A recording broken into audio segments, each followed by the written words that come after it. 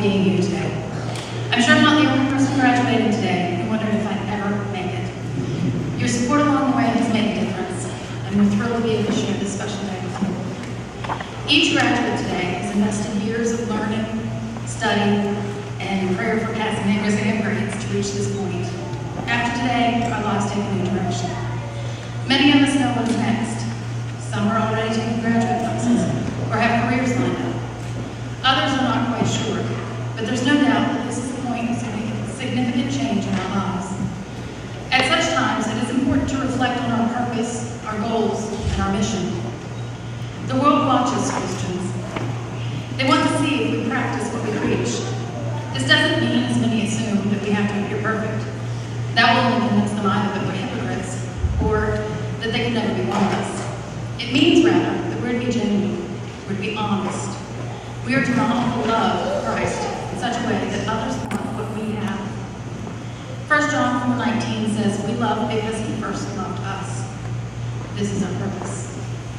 Many people avoid the church because of self-proclaimed Christians who make them feel unwelcome there, as if they're not good enough to be Christian, or they feel that Christians are snobs and hypocrites.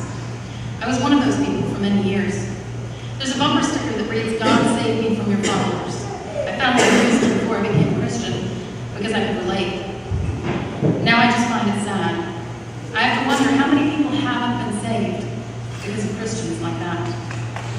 We have a responsibility as Christ's disciples to let people know that we aren't good enough either, that being good enough isn't what it's about.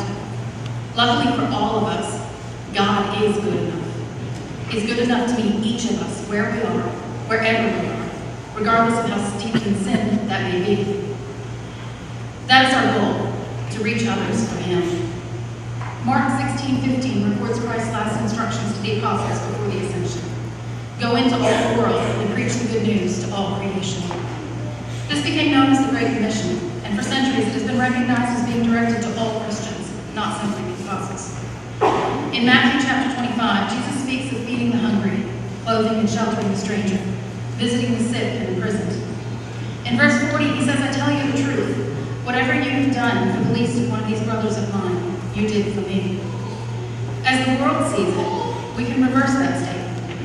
Whatever you did for one of these, I have done for them. If we want to reach people for Christ, it must be done with love. When we interact with the world, with non-Christians, we are Jesus to them. And if we reject them, condemn them, or make them feel unwanted and unworthy because of their mistakes, then they're going to decide they don't want anything to do with us or our mean God. It is our mission to show them that God's love and forgiveness are available to all of them, if only they will accept it. The best, the easiest way to do that is to extend our love and our forgiveness. As the old hymn goes, they will know we are Christians by our love.